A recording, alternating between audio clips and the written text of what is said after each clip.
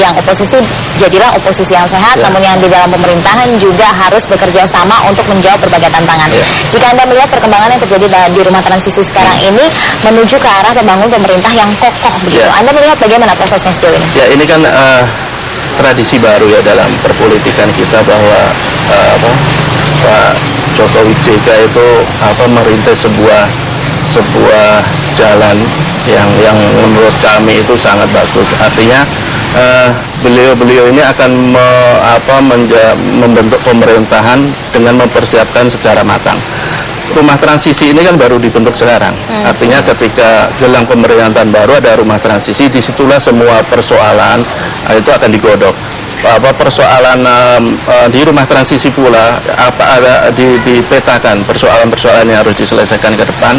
Bagaimana pula cara membentuk pemerintahan yang kokoh, solid, dan kalau Pak Jokowi bilang kan katanya sebuah kabinet yang ramping. Dan itu kami terus terang mendukungnya, karena selama ini kan kita selalu disibukkan dengan urusan yang terlalu kabinet-kabinet yang gemuk ya, yang serius. Kalau kita ibaratkan sebagai manusia yang tambun itu kan akan sulit bergerak. Tapi ketika manusia orang yang ramping ya, itu kan pasti akan lebih gesit bergerak. Dan ini kita dukung, dan kami yakin sampai saat ini kami yakin bahwa Pak Jokowi JK itu masih dalam rel yang sangat benar untuk memajukan bangsa kita. Mas Ega, seberapa optimistis Anda bahwa Jokowi mampu mengesampingkan kepentingan-kepentingan politik dari orang yang entah itu berjasa atau mengaku-ngaku berjasa selama masa kampanye?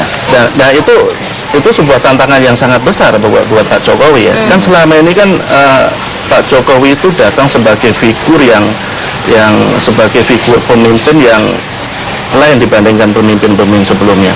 Dia adalah pemimpin yang sangat merakyat. Dia yang pemimpin yang sangat giat bekerja, dan pemimpin yang tidak peduli dengan tekanan dari manapun. Dan itulah yang salah satu yang membuat mayoritas rakyat kita memilih Pak Jokowi. Ketika nanti Pak Jokowi itu berubah sifat, artinya beliau jadi tidak terlalu kuat lagi menahan tekanan-tekanan dan lain, itu tentu saja akan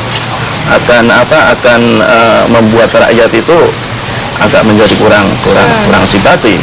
Dan kami masih yakin bahwa Pak Jokowi akan bisa menghadapi semua rintangan seperti itu, karena berkali-kali beliau bilang bahwa malah Pak Jokowi juga berkali-kali bilang nanti kalau umpamanya dari partai politik yang untuk masuk kabinet itu juga harus mendapat jabatannya di partai politik. Ini kan juga sebuah tradisi baru.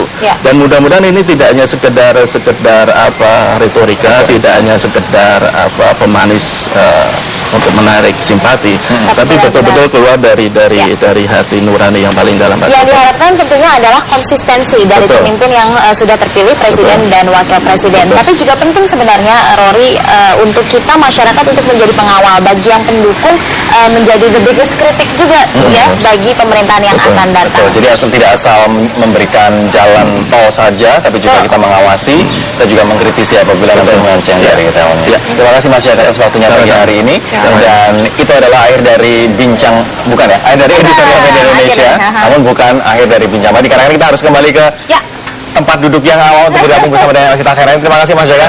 Oh iya, Mas Ega, terima kasih. Masih ada beberapa informasi menarik nantinya akan kami sajikan di bincang pagi. Bersama dengan Elvita Khairani. Ada Twitter juga ya yang akan dibacakan. Ada Twitter, nanti ada informasi tentang ini loh, melukis. Melukis apa itu? Melukis siapa? Bukan melukis siapa? Oke, nampaknya siap jadi kanvasnya Elvita. Wow. Kami akan segera kembali saat lagi.